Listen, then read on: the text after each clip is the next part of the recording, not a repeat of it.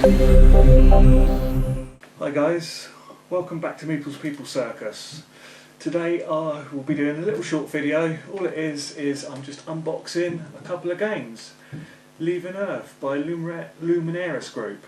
I've got the Leaving Earth base game and the Outer Planet expansion. These are actually really hard to get in the UK. I had to get these imported from America. That cost quite a lot, and yeah, it was a customs charge, but this game is definitely worth it in my opinion. I will be doing a playthrough of it eventually. It's just a very thinky maths game about trying to launch space rockets. Let's start. My only issue with these, I would say, is the boxes. They are not nice to open. They're not like your standard box. You actually have to cut the packing on the side, or the paper on the side. So you kind of have to decide what side you want to cut, that side or that side. I'm going to go with this side here. I did originally try and see if I could lift up the paper without cutting it, but it's stuck on there good. So I have my handy little sharp knife here, and let's start. Let's try and do as least bit of damage as possible, because as everyone knows, board games are precious to us all. There we go. That should help not. There we go, that is it. I'm going to just leave it there and open it like that. So let's take a look. This is a nice handmade game. These are custom made, all in-house built by the company. So this is the rule book. It is, you're starting off at the space race from it's 1956 to 1976, and you are just launching rockets as you go. You have to test them to make sure they don't fail as you're going. It's a very complicated game. So let's carry on looking at the pieces in here. So they all come in really nice baggies. These are your mission cards. So you've got hard, medium and easy. I think for each game you choose a certain amount of cards. These are your countries you can be. So let's flip these over. So these are what you put your rockets on, and you decide where you put your rockets to launch them. So I think this is a 5-player game. I have heard and seen that it does play better solo, but I will try and get this as a multiplayer game at some point. We have more cards here. So these are the research to do your rockets. So it tells you how many outcomes, and when you draw outcomes that you randomly get how many fails and succeeds you get.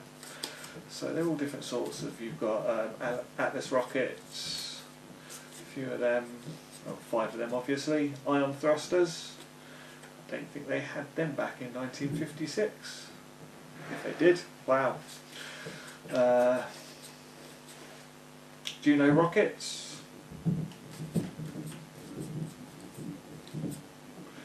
landing pods or landing craft. Doesn't actually say what it is, no, it's just a landing craft. We have life support, so that is, I'm guessing that's where you store your food, or that is again another pod for you travelling through space. Re-entry module, well, that's what you have to research that to be able to learn to do re-entry without possibly failing and killing your astronauts. Rendezvous, so that's again, you need to learn that to be able to rendezvous in space. Saturn rockets, getting onto the good stuff. Soyuz rockets. Surveillance, so that's a satellite, so you can send that off and do research on planets and all sorts.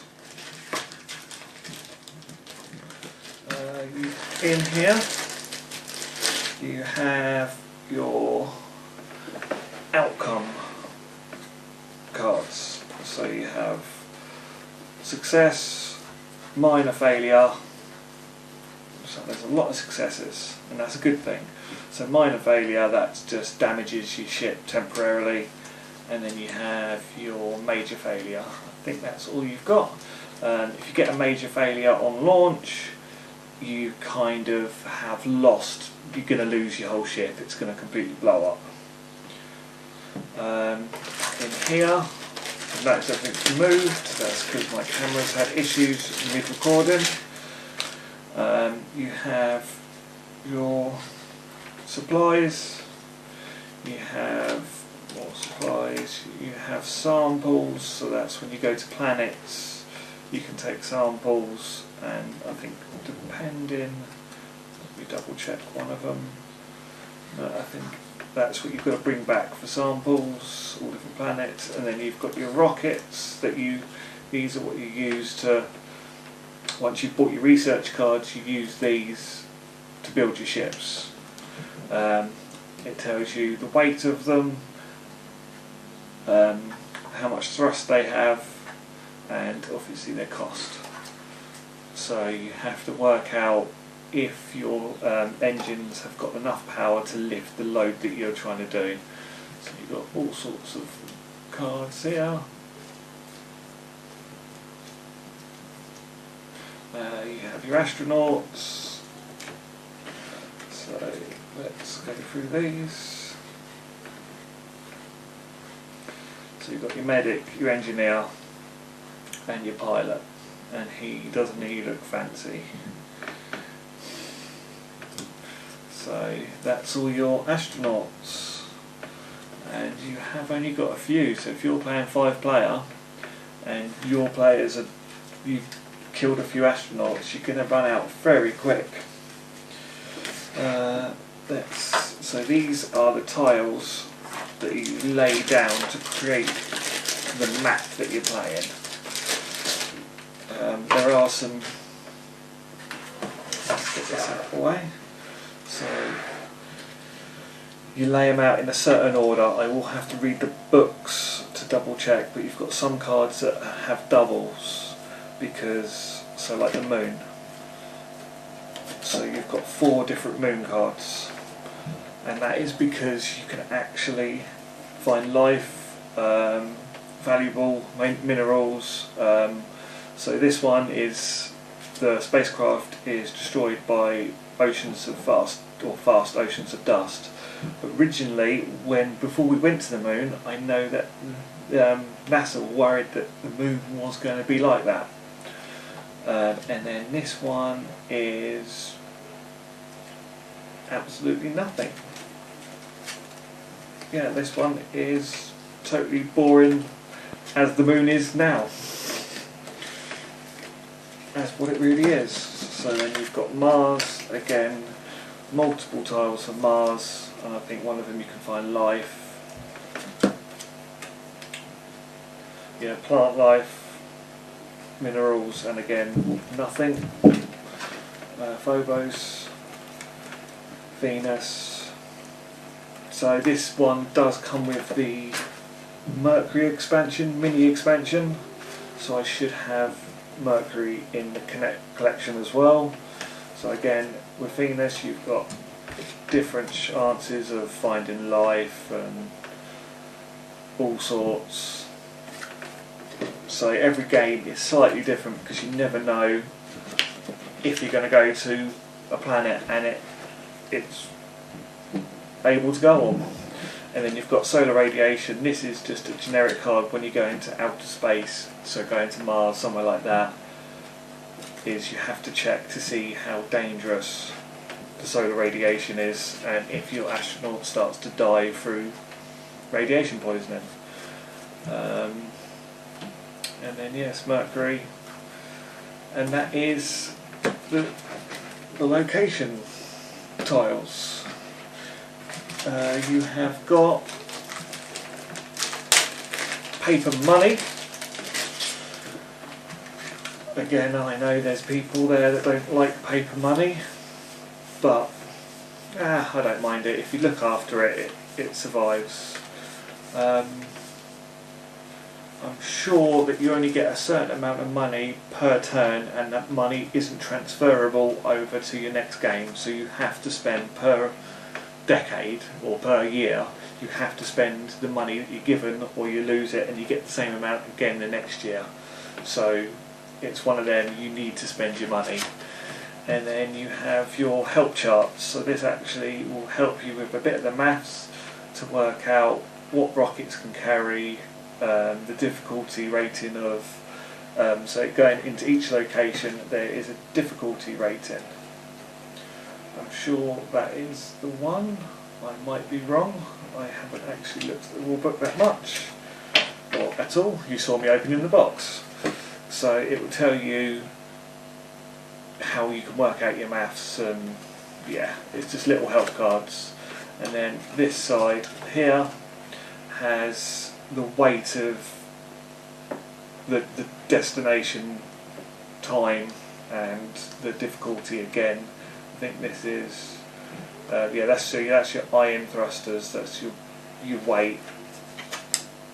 So yes, and then this is your score, your round tracker. So you have from 1956 to 1976, and that is going to be game over once you reach 1976, unless you have the Outer Planets expansion that we have sitting here. And then we have the wooden pieces, and I've only seen these on video, so, but these are all again custom made in-house. Yeah, they're laser cut. They're just, it's just, this game has just got that lovely homemade feel to it. You've got your time, so when you travel, go from certain locations, so Earth to Mars, you're gonna, obviously it's not going to be done in a year, so you have to put time markers and wait. You have all different shape spacecraft, but they don't make a difference what shape they are. They're just so you know the difference when they're on the map. They're all basically the same. You can load them up the same, you can send them off the same. They're just so you can see the difference between all your spaceships. That's for the round tracker to go around the year. And then you've got a dice. Can't think what that's for. So let's scoot all this to one side, and we will have a look at what the Outer Planets expansion brings us. Let's get all this away. Let's get the knife again, and I hate doing this.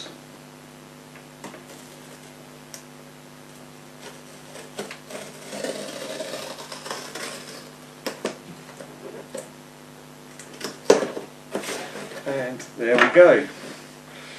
Now let's look what's in here. So this one, I think it carries on, that's before I get into it. So I think this one, this one will take you to 1986. So it only gives you another 10 years on top of the standard game. We've got some score. Wow.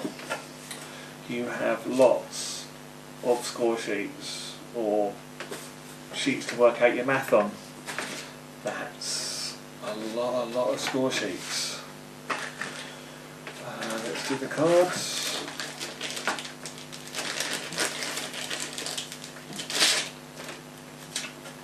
So this is more abilities or things you can research to learn. So you've got aero braking, more rockets, proton rockets, so these can obviously go further because this is the Outer Planets expansion, you're going to be going further. And then you've got an extra spaceship for every person. And then you have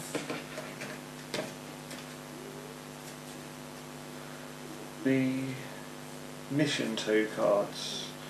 I'm guessing, I honestly don't know what they are.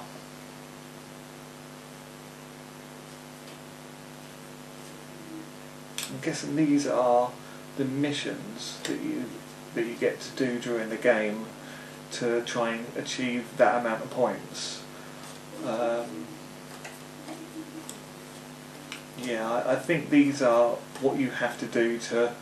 I think what it is, you have to score more than half the amount of points that's on the table to be able to win the game.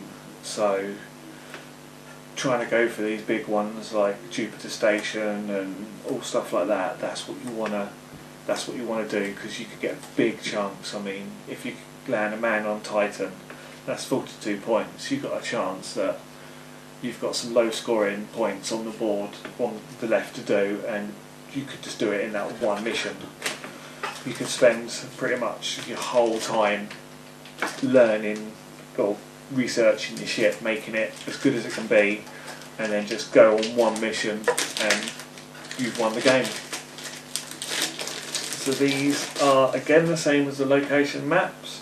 So these would be put down on the board with the other cards. So you have got all the moons, all the outer planets. There is, I think there is another expansion for stations, and there might be another one.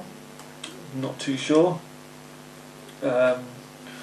But yeah, this game gets a lot of love. I've wanted it. I've watched videos of this for a long time. It's my sort of game. I don't know if any of you play Kerbal Space Program. To me, it's a board game version of that. I love Kerbal. I can sit there on it for hours just building rockets and messing around, and yeah, it's a board game version of that. We have more wooden pieces, again lovely laser cut in-house pieces. They just, again, it feels homemade, but good homemade. It's just such a nice feeling to it. Here we have probably the other rocket type. So we have again samples, because you want to bring back samples from certain planets. You have more astronauts. Yes, you have more astronauts now. New ship, more astronauts. You've got more ion thrusters. I'm not sure if these have got more power than the standard, or they're just extra. If they're just, yeah, they might be just extra. You've got another lander, or this is a payload, explorer payload. So this might get your samples without sending a human. That would be good. You've got more probes, satellites, or probes, and your rocket. And then that is them cards. And then we have more, I'm going to call them cheat sheets, and these ones seem bigger. These ones seem a lot more info on. So yes, there's more cheat sheets for all your companies, and then you've got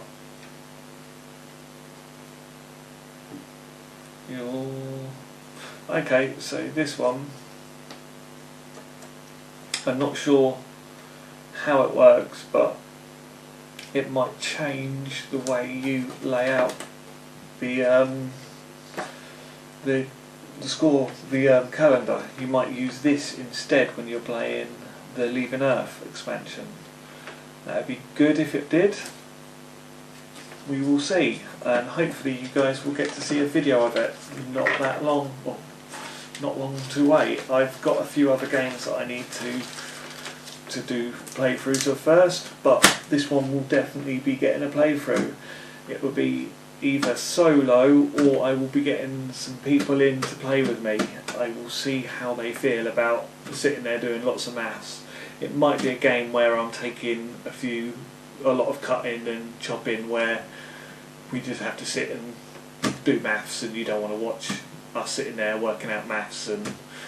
But yes, well, thank you for watching, and hopefully you're liking my videos. Please subscribe and please like my videos.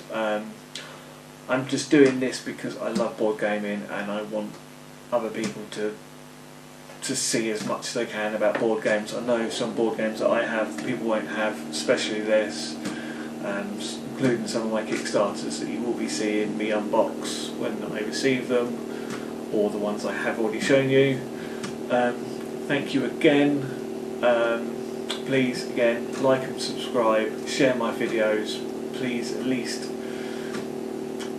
get me to 10 followers. Oh, actually 20 followers now. I'm up to 10. Thank you so much. Bye.